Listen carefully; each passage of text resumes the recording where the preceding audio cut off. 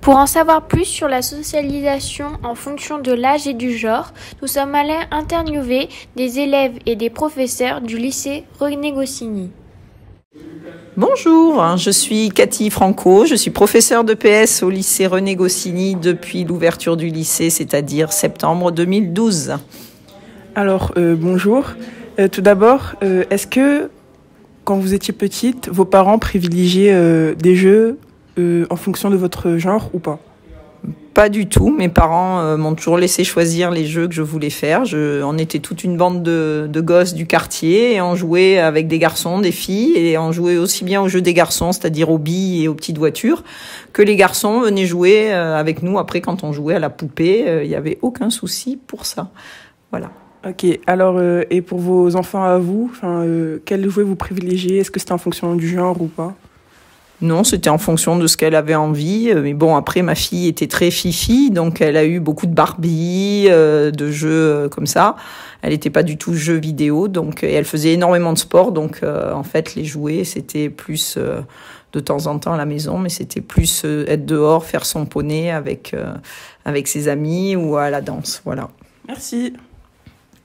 Puis on a interrogé. Bonjour, je m'appelle Ryan Trevino-Curti et je suis en 209. Alors, Ryan, est-ce que tes parents accepteraient si tu faisais un métier plus destiné aux femmes ou pas? Non, ils accepteraient pas. Ok, ben pour toi, c'est quoi un métier plus destiné aux femmes? Sage-femme et femme de ménage. Ok. Puis on a interrogé Mathilde Marland 208. Alors, Mathilde, quand tu étais petite, tes parents, ils privilégiaient les jeux liés à ton genre ou mixtes? À mon genre. Et si, genre, tu grandis et t'as des enfants, est-ce que tu vas privilégier des jeux qui sont liés à leur genre ou mixtes? Bah mixte en fonction de ce qu'ils préfèrent. Merci. Pour bien comprendre, voici notre synthèse. On pourrait affirmer que la socialisation n'est pas la même pour tous. Tout d'abord, elle change en fonction du sexe de l'individu concerné. Une femme au travail, par exemple, sera dévalorisée car dans la société, on a une image de la femme selon laquelle son rôle est de s'occuper du foyer, des enfants, et le rôle de l'homme serait plutôt d'aller chercher l'argent. Cette façon de penser serait d'autant plus amplifiée à cause des enfants, par exemple le bleu, les voitures et les jeux de construction pour les garçons, et le rose, les poupées et les dinettes pour les filles. Ensuite, la socialisation change en fonction des milieux sociaux des individus.